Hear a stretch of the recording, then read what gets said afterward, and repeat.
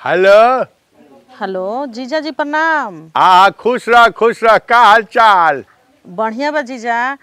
सुनी न आज एहे, एकरा से झगड़ा हो गईल बे। तनी कहा सुनी हो गईल ह ढेर कहतनी न कि तोहार जीजा आवत रहन हाँ। आवत रहन तो कुछ लेके जब ना आइहन तो उनके पनियो ना देम भगा देम आ तरह से मिले ना देम। मैंने हम कुछ ना लेके आए तो पानियों न दिए भगा दिए। अरे हमरा के कुछो मत दे, हमरा ना चाहिए, खाली हमार साली चाहिए।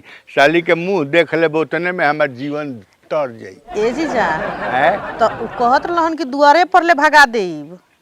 कुछ दुआरे लेके पर से? हाँ कुछ लेके आइम न जीजा, कुछ ले आइम।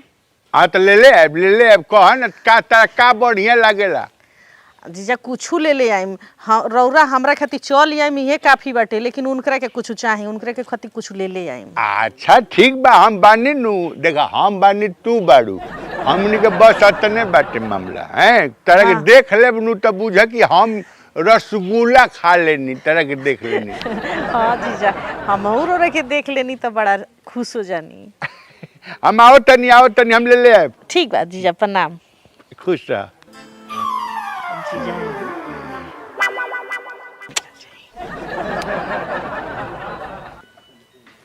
वाह रे वाह, बहुत सुंदर ही भगवान। चला मन अब है, अब 1 मिनट नहीं खड़े रुके के।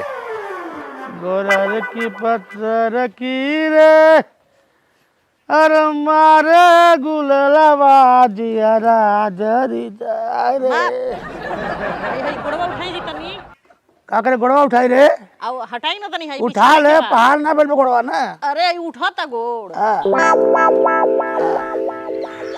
गोरिया खेतवा के आने टने टने टने तनी है मुड़िया उठा ली। काट के धई दे मुड़िया, हमार गोड़वा उठा ले, मुठिया उठा ले। का हवे गे हाय कह हे कैसन चद्दर रे। आ कते बताओ तनी पहले उठी है पिछवाड़ा उठाई अपन।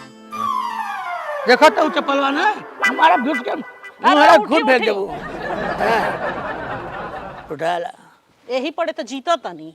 अरे चला चला। कैसन रे? अरे आज हमार जीजा आवत तनी ना बाबू के जन्मदिन में। ए क्या होता? जीजा जी आवत तनी। तो क्या बोलौले ओके? हम बोले अबे बैठ बैठ। हैं? हम बोले का करे बोलौली है? जे हमार ओकरे के यहां धान पे नाइ हम नाइ चाहिए ओकर मुंह देखल। हैं? रौरा खान पियन नहीं बा। अरे रौरा खान खिनारे ससुरा वो आवला तो के कोने में लागो थे वो हे लागो चलो जीजा जीजा हुआ तो रोज से बतिया।